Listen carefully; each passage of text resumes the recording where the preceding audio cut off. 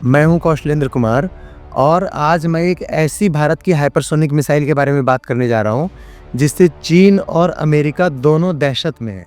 सोचिए, वही भारत जो कभी साइकिल पर छोटे छोटे रॉकेट ले जाता था एक जमाने में, जब हमारे यहाँ का शासक वर्ग मतलब नेहरू खानदान एरोप्लेन में बर्थडे मनाता था अपने बच्चों का, उस जमाने में हमारे जो साइंटिस्ट थे, हमारे इसरो के साइंटिस्ट अपने मिसाइलों को साइकिल पे लाद के ले जाते थे प्रक्षेपण करने के लिए।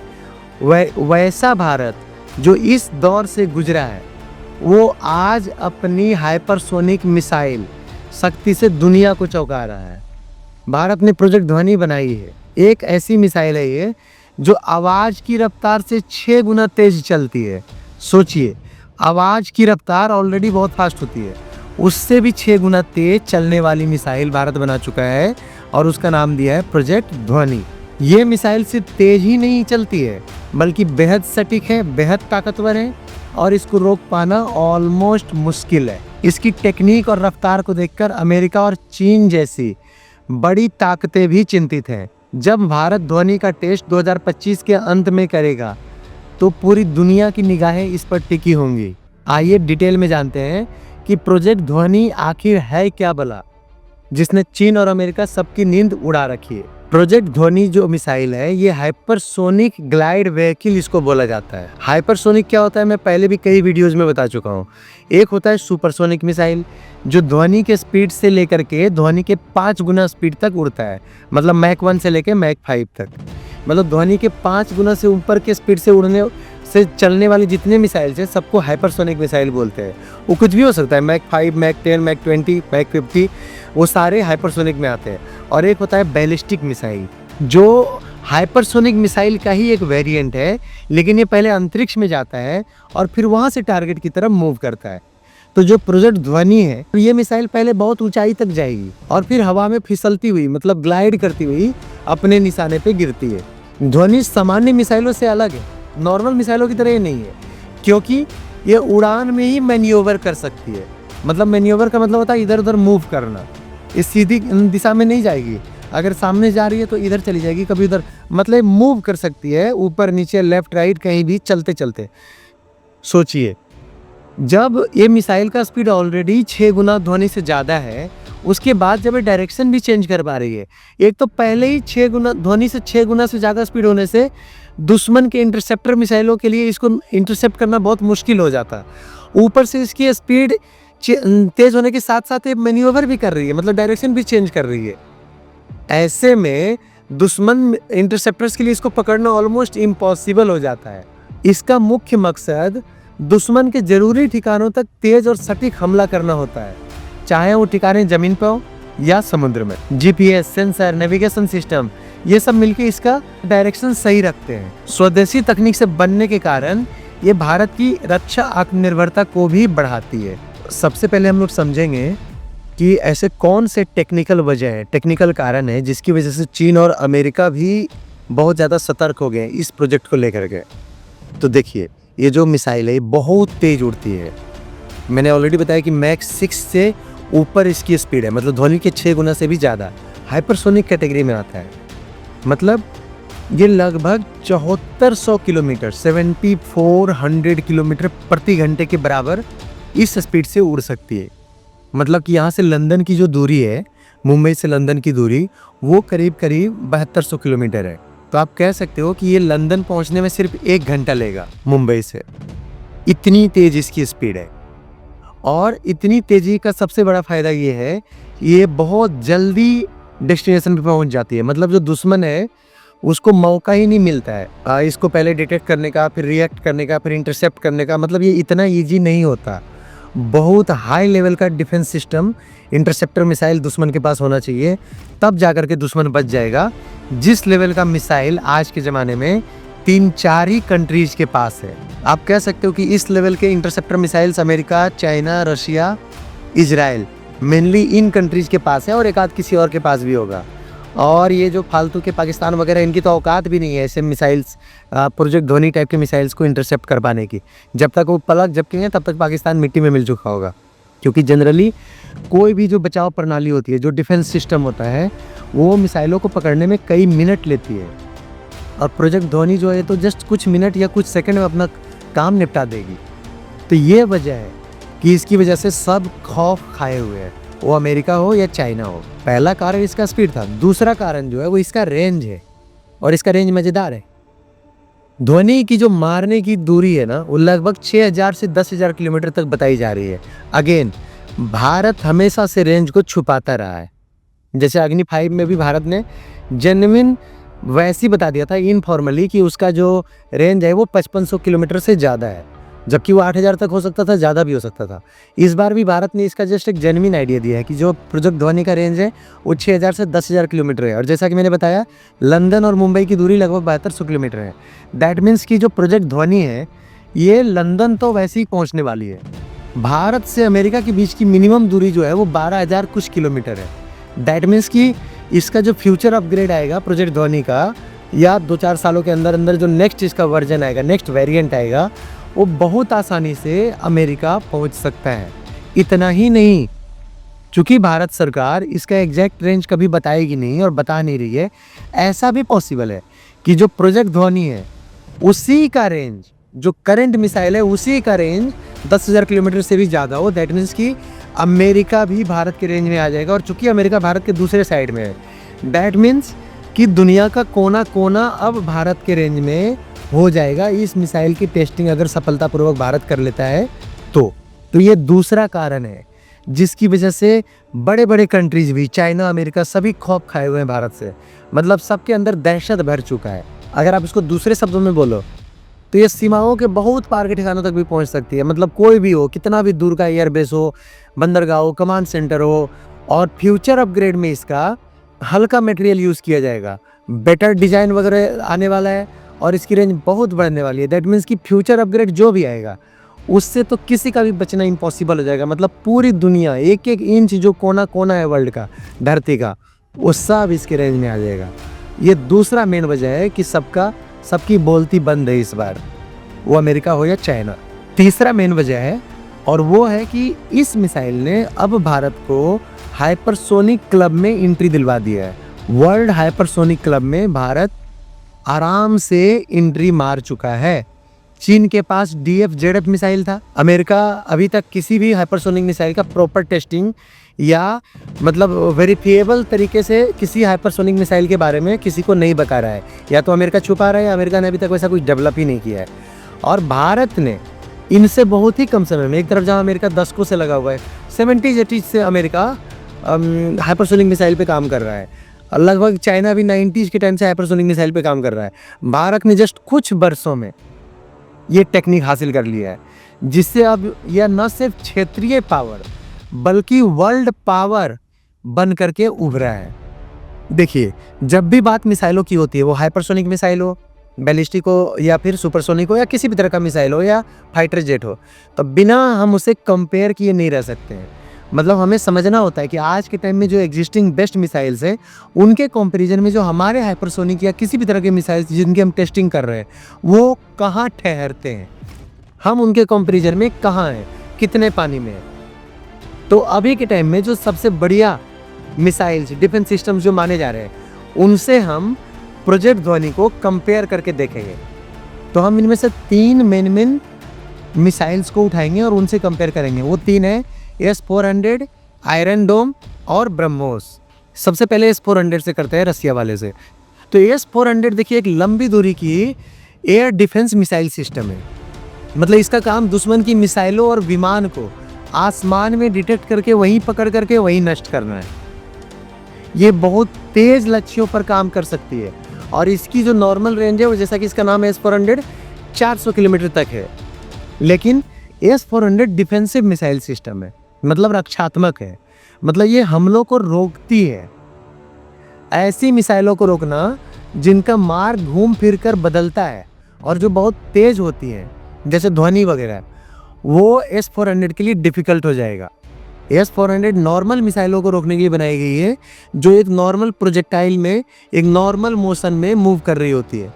बट अगर कोई ऐसी मिसाइल जो अपना मार्ग चेंज कर रही है, पाथ चेंज करते हुए मूव कर रही है, जिग जैग मोशन में चल रही है, उनको डिटेक्ट करना S-400 के लिए मुश्किल हो जाएगा।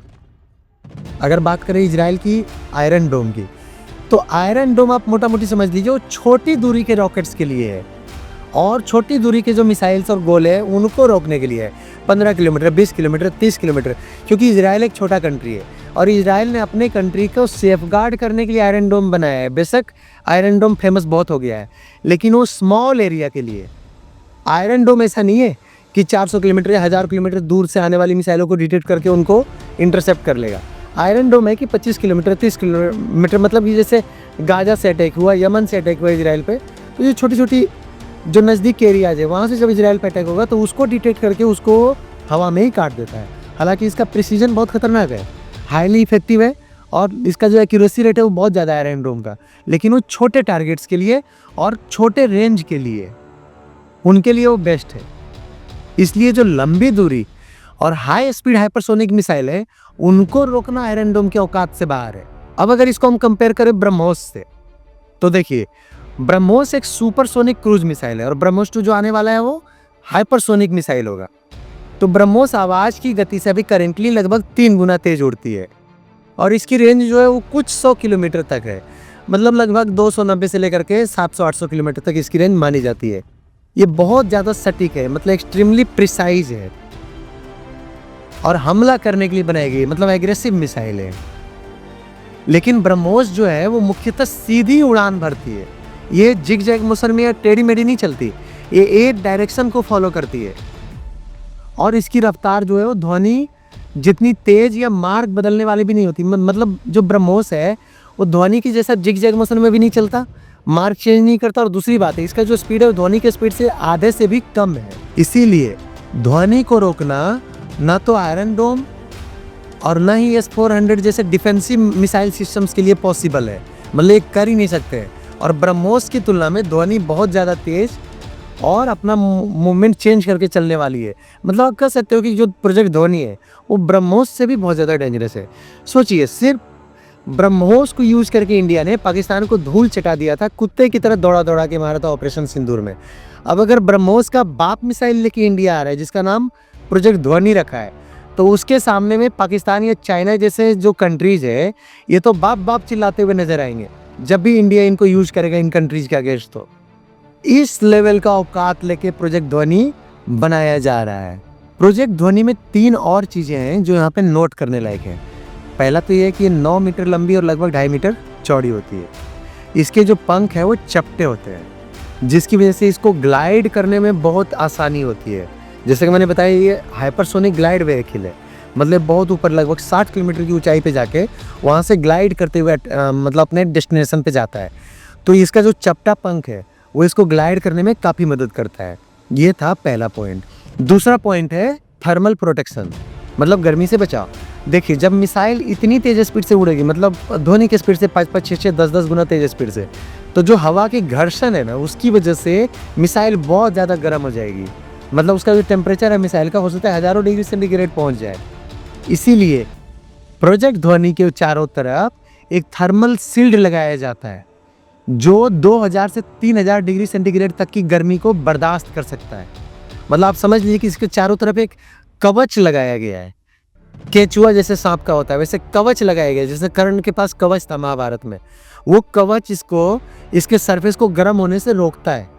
मतलब इतना तेज स्पीड से जाने पे भी ये मिसाइल ठंडा रहता है। कहने का मतलब पूरा लड़ाई कोई बंदा कर रहा है उसके बाद भी उसका दिमाग गर्म नहीं हो रहा है, वैसे चलता है ये मिसाइल। तीसरा इंपॉर्टेंट पॉइंट है इसका वॉरहेड ले जाने का कैपेसिटी, क्षमता।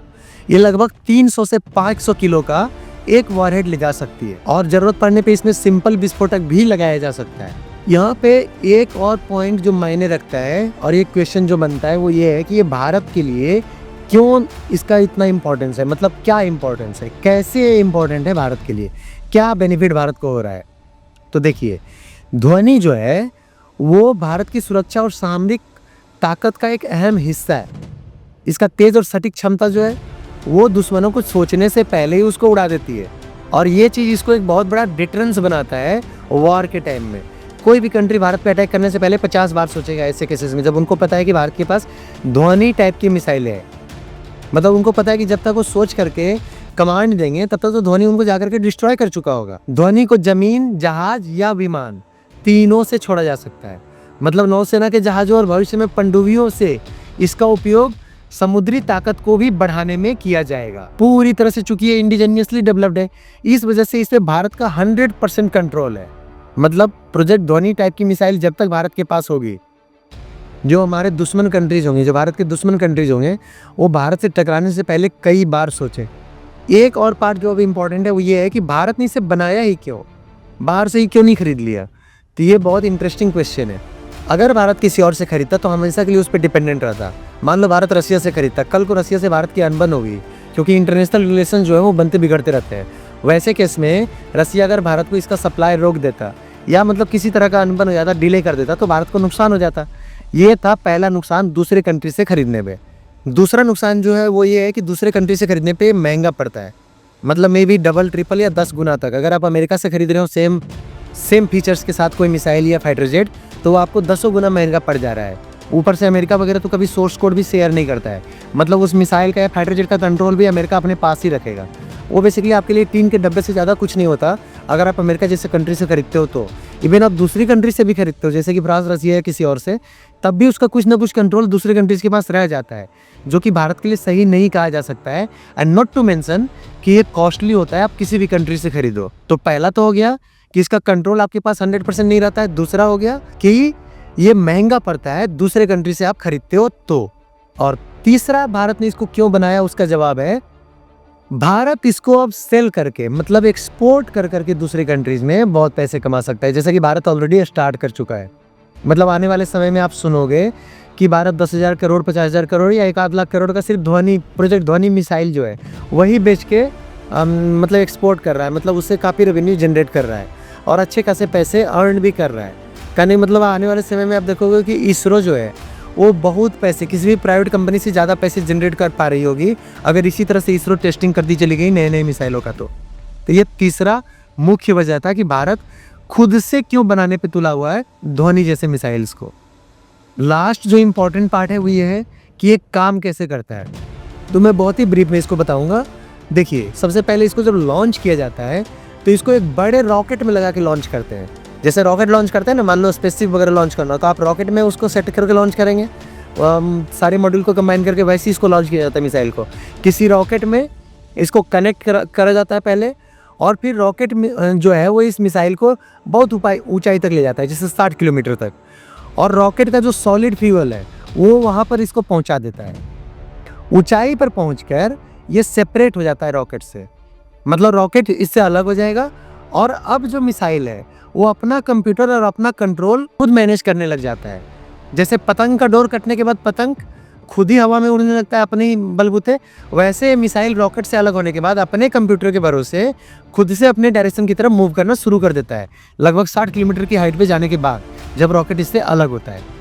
और अब ये ग्लाइड करता है, अलग होने के बाद ग्लाइड करता है, मतलब ये ऐसे फिसलता है हवा में, और फिसलते हुए लगभग मैक 6+, मतलब ध्वनि के 6 गुना से भी ज़्यादा स्पीड से ये अपने डेस्टिनेशन की तरफ हिट करता है, डेस्टिनेशन को हिट करता है, डेस्टिनेशन की तरफ मूव करता है।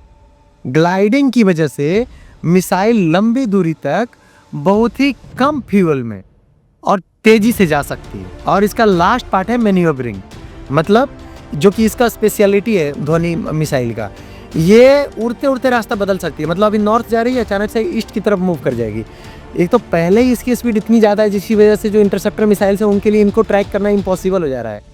ध्वनि के 6 गुना से ज़्यादा स्पीड से तो पहले ही मूव कर रही है, उसके बाद ये रास्ता बदल ले रही है, मतलब इनको इंटरसेप्ट करना किसी भी रडार मिसाइल सबके लिए इम्पॉसिबल है, और इम्पॉसिबल हो जाएगा फ्यूचर में भी। अभी की तो बात ही छोड़िए, इसमें छोटे पंख और सेंसर लगे होते हैं जो डिसाइड करते हैं कि इसको कब और कहाँ मुड़ना है, जिसकी वजह से जो दुश्मन की निगरानी, मतलब रडार वगैरह, और बचाव प्रणाली, मतलब जो डिफेंस सिस्टम्स है, वो सारे भ्रमित हो जाते हैं, कंफ्यूज हो जाते हैं, और वो कभी भी इसे डिटेक्ट या इंटरेक्ट या इंटरसेप्ट नहीं कर पाएंगे प्रॉपरली। अब लास्ट सवाल उठता है कि इसको कहाँ तैनात करना है और कैसे।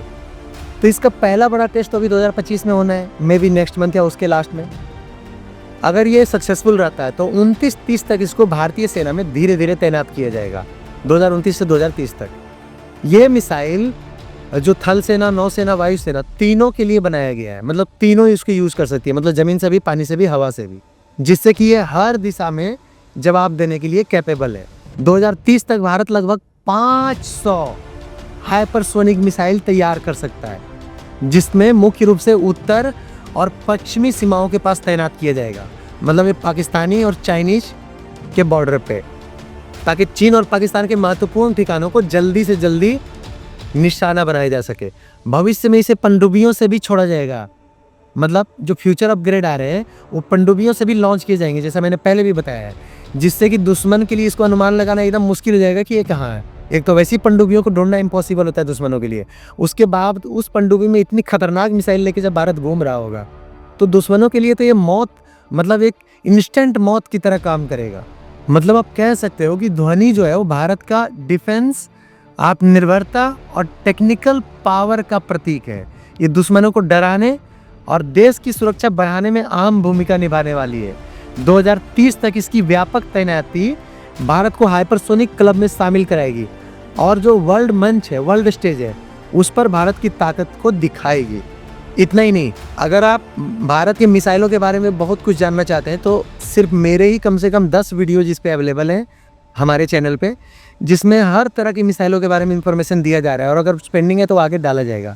जैसे आपका अग्नि 5 हो गया, आकाश तीर हो गया, अग्नि प्राइम हो गया, मतलब धरा शक्ति हो गया, मतलब जितने तरह के इस तरह के प्रोजेक्ट्स हैं, मिशन सुदर्शन हो गया, INS एंड्रोथ हो गया, जितने तरह के मिसाइल, जितने तरह के डिफेंस में भारतीय सरकार युद्ध स्तर पे आजकल काम कर रही है। मतलब आने वाले 5 से 10 सालों में ऐसा होने वाला है, इवन फाइटर जेट्स वगैरह हो गए, इंजन्स हो गए। फाइटर जेट्स में हमारा जो 5th और 6th जनरेशन फाइटर जेट्स हैं, जो कि हमारा AMCA डेवलप हो रहा है, जो हमारे पुराने तेजस हैं, जो हमारे MiG-21 है, MiG-29 है, हर तरह के जो फाइटर जेट्स और मिसाइल्स हैं, उनके बारे में हमारे वीडियोज अवेलेबल है हमारे चैनल पे। आप उनको भी जा करके, अगर आपको डिटेल में जानना हो तो आप उनको जा करके देख सकते हो। आपको ये वीडियो कैसा लगा कमेंट्स में ज़रूर बताइए। Thank you.